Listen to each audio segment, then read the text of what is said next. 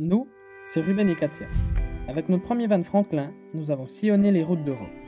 Notre envie d'aventure et la volonté de toujours découvrir plus nous a poussés à changer de véhicule. Nous avons adopté Pumba, qui sera notre fidèle compagnon pour nos futures explorations à travers le monde. En attendant de pouvoir partir en escapade, nous te ferons découvrir le Portugal à bord de notre Discovery.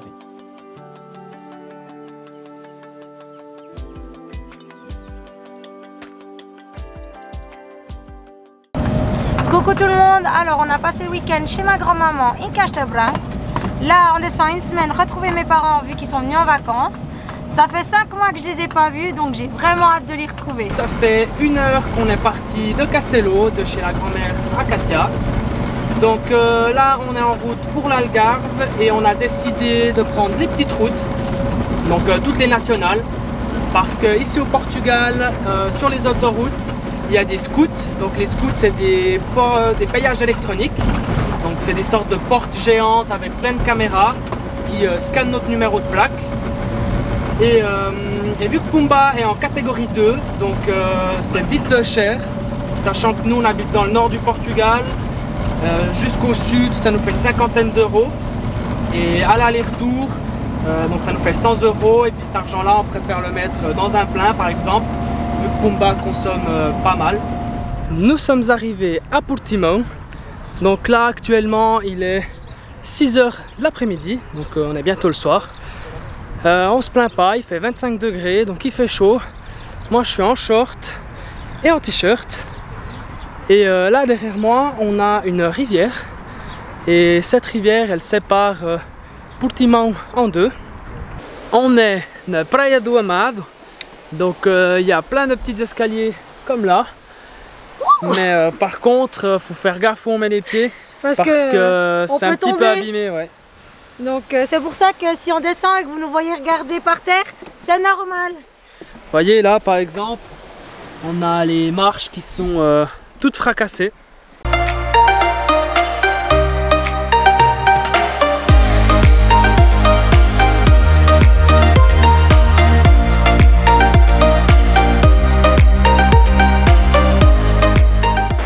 En tout cas, là c'est super joli.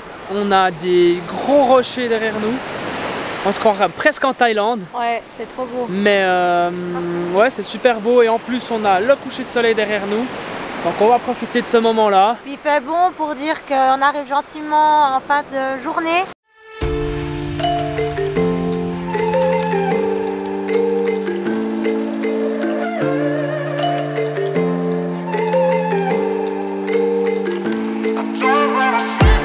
Deuxième jour à Portimão, donc on est allé au même endroit qu'hier, donc na Praia do Amado. On a laissé la voiture là-bas et puis du coup là on est parti direction Praia da Rocha à pied avec les louloutes, donc pour les fatiguer un petit peu. On est sur le Mirador des Três Castelos, donc Mirador des Trois Châteaux. Pourquoi ça s'appelle comme ça, on ne sait pas, il n'y a aucune indication. Mais ce qui est cool, c'est qu'on peut voir tout autour de nous à 360 degrés. Et là, derrière moi, c'est Praia da Rocha, donc une plage très touristique. On voit qu'il y a plein de petites cabanes tout le long. Donc ici en été, je pense que ça doit être une fourmilière.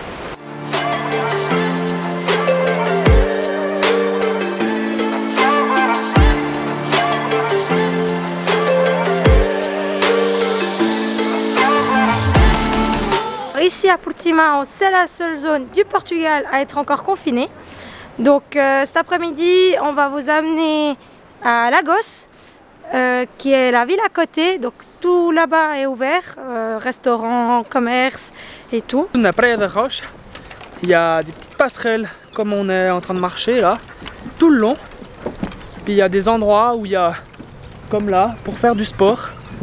Donc ils ont mis des petites installations pour que les gens fassent des tractions et des exercices. Et ça, il y en a tout le long. Donc là, c'est des exercices. Plus loin, c'est un parc pour enfants. Et puis du coup, c'est chouette parce que ça ramène du monde.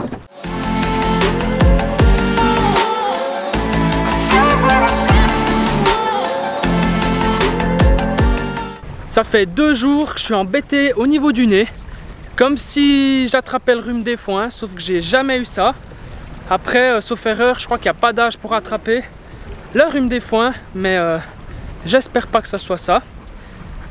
Là, on marche sur une sorte de digue, donc il nous amène tout là-bas au fond à un phare. Et avec l'air marin, ça me débouche les naseaux, donc c'est cool. Je respire enfin un petit peu mieux.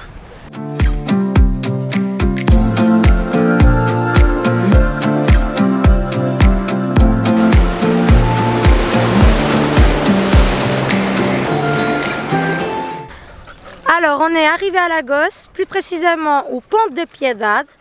Donc, en fait, si vous voulez, c'est connu ici déjà par rapport au mirador qui est juste ici derrière moi, et aussi par rapport aux rochers qui se retrouvent au milieu de l'eau.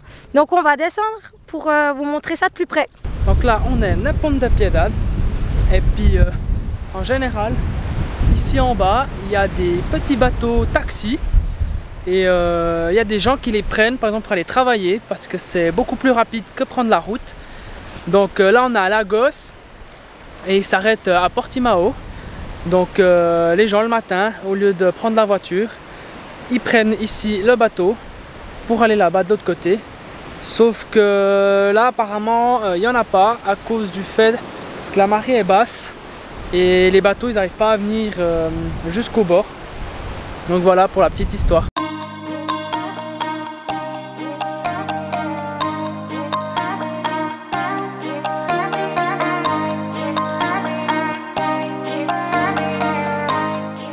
Du coup, ce que je vous disais, c'est ici en bas. Donc généralement, il y a des bateaux taxis qui se garent ici. Et en descendant ces petites marches, on peut accéder au bateau et aller directement à Portimao. Sauf qu'aujourd'hui, la marée, elle est un petit peu basse. Et je pense avec les rochers qui sont dans l'eau, ils évitent de venir ici. Mais en tout cas, c'est magnifique. Quand on voit ces rochers derrière nous, c'est fabuleux.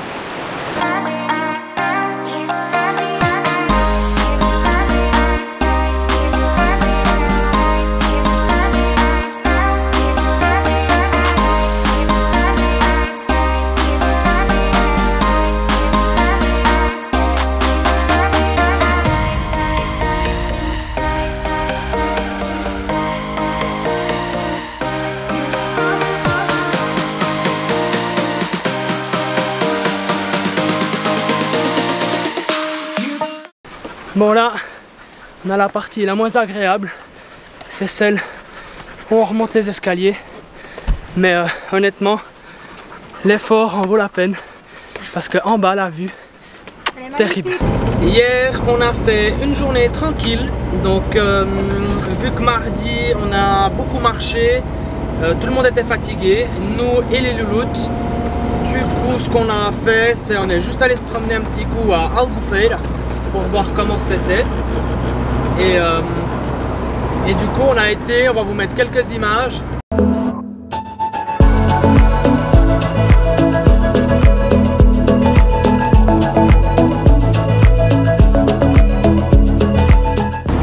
On est jeudi et aujourd'hui on va direction Sagres. Pour ceux qui se posent la question, c'est pas la bière qu'on boit, hein, ça c'est pour l'apéro. On l'apprécie tous.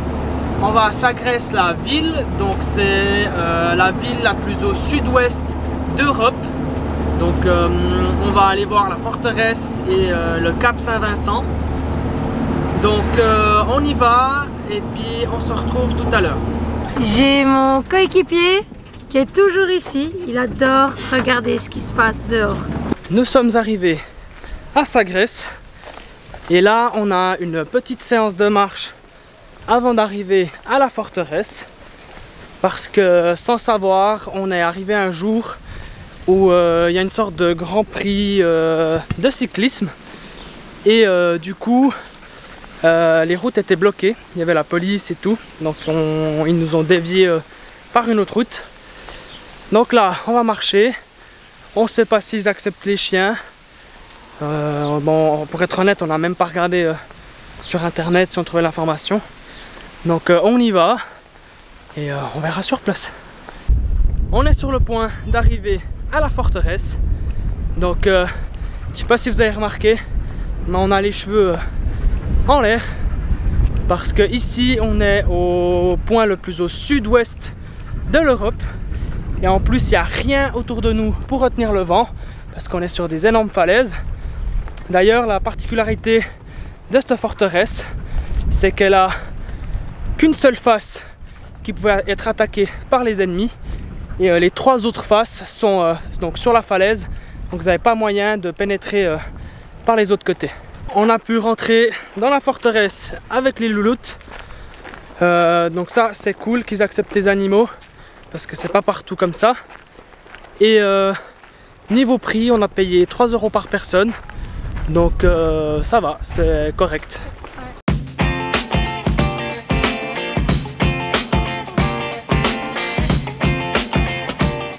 Ici, ce gros cercle au milieu, on a lu la pancarte et en fait il s'agit d'une rose des vents. Donc il y a une théorie qui dit que c'est une rose des vents et une autre qui dit que ce serait une horloge solaire. Donc c'est pas très clair, mais au moins vous savez cette information.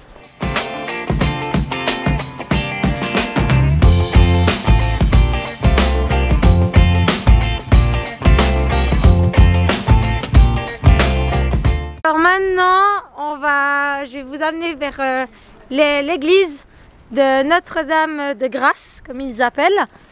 Et la porte est ouverte, donc je vais pouvoir vous montrer l'intérieur, comment c'est. Alors bon, j'ai obligé de mettre le masque dedans.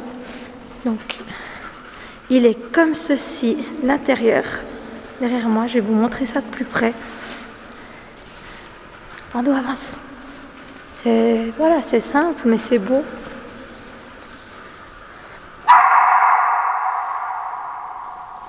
Voilà, c'est comme ça.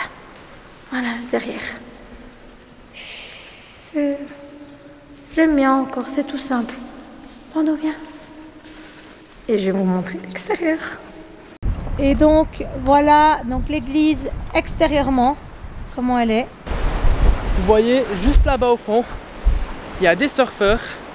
Et nous, ça fait une semaine qu'on n'a pas pris une planche. Et pour être honnête, ça nous manque énormément.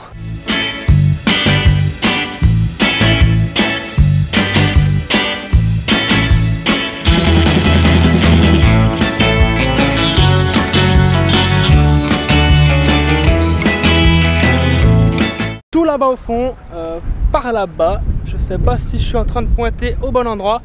C'est là qu'il y a le Cap Saint-Vincent, donc le point le plus au sud-ouest du Portugal et d'Europe. Et tout à l'heure, on va reprendre le van et puis on va aller là-bas. Nous sommes au Cap Saint-Vincent et déception parce que dedans, ça a l'air d'être fermé. On dirait qu'ils sont en rénovation ou tout simplement en construction. Mais non, construction pas parce que ça existe depuis longtemps. Mais à mon avis, ils sont en train de rénover pour que quand tous les touristes arrivent cet été, que ce soit prêt. Donc voilà, un petit peu déçu. Mais au moins, on a une super vue de ce côté-là, avec toute la falaise et cette eau bleue. C'est incroyable. On adore. Ouais, c'est vraiment magnifique. Mais c'est vrai que c'est dommage qu'on puisse pas rentrer. Au moins, on peut dire qu'on a été au point le plus au sud-ouest de l'Europe. Exactement. Donc ici au Portugal. Bon les loulous, vous êtes venus carrément vers le van. Oui. On va vous donner un petit peu à manger. Parce que vous avez l'air tout maigrichon.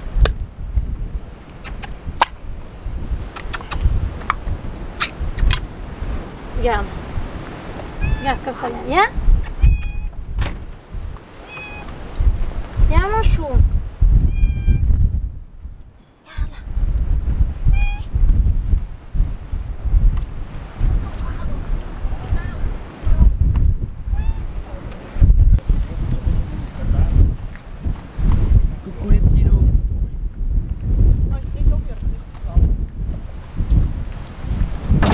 Bon, maintenant avec Ruben, on va chercher de quoi manger.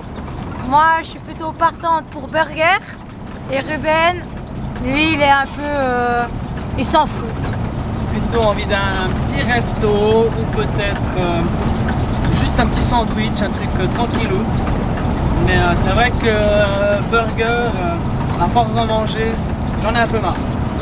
Bon, vous êtes plutôt team quoi? Burger ou style sandwich? Du coup, pour changer du McDo et du Burger King et toutes ces cochonneries, eh ben, petite salade et sandwich pour Katia. Sandwich pour moi. Même Donc, si j'aurais préféré burger, pour être sincère avec vous. vous voyez ce jeune là avec son chien? Eh ben, il est venu vers nous avant. Donc on a créé un petit lien d'amitié. Dans le sens, on a discuté pas mal de temps. Il nous a dit que notre van était vraiment sympa. Il nous a montré un lieu qui était sympa, pas très loin d'ici. Ouais, à quelques kilomètres d'ici, il y a une plage. Apparemment, on peut descendre avec le véhicule. Donc on va aller voir, il nous l'a conseillé. Et du coup, vu qu'on discutait bien et tout, il nous a demandé si on voulait de la weed. Donc il vend du cannabis dans sa voiture, donc dans son van aménagé qui est là-bas derrière. Donc je sais pas si on le voit depuis ici. C'est le Ford gris.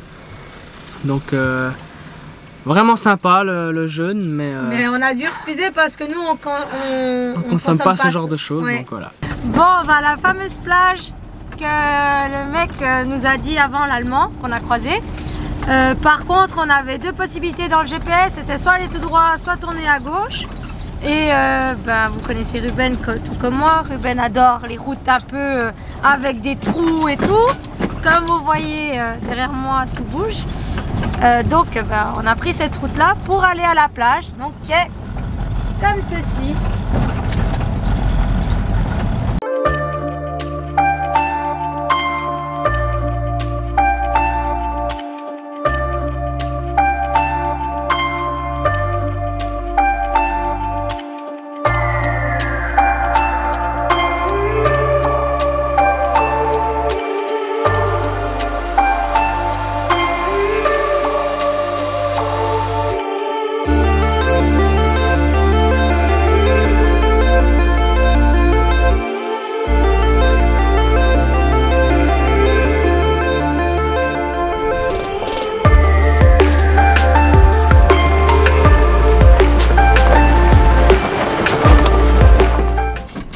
Ça va derrière les filles, vous n'êtes pas fait trop secouer?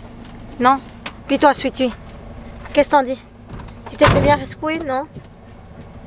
Alors on tient particulièrement à remercier cet Allemand qui, grâce au destin, il est venu vers nous et il nous a parlé de ce magnifique endroit.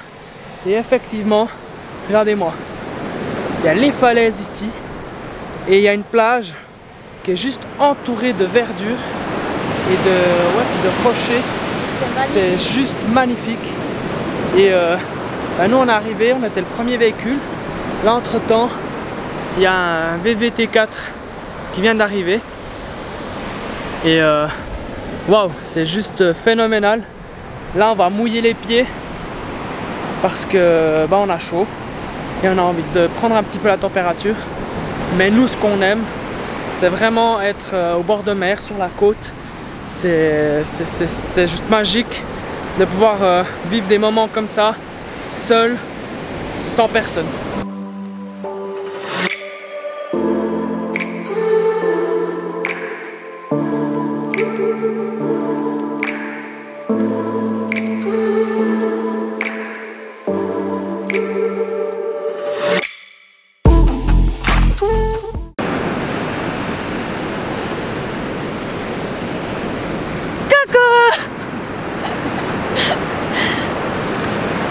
Notre séjour en Algarve arrive à sa fin, donc on est content d'avoir montré un petit peu la zone côtière de l'Algarve, donc Portimão, Lagos, Sagres, Albufeira et tout le reste. Donc on sait que c'est un petit peu différent de ce qu'on vous a montré déjà jusqu'à maintenant, parce que c'est surtout des stations balnéaires, il y a moins ce côté histoire, à part un petit peu à Sagres où on a pu voir la forteresse. Mais voilà, on espère quand même que ça t'ait plu. Et surtout, n'hésite pas à nous laisser un petit like pour nous soutenir, à commenter et surtout, abonne-toi. Ciao.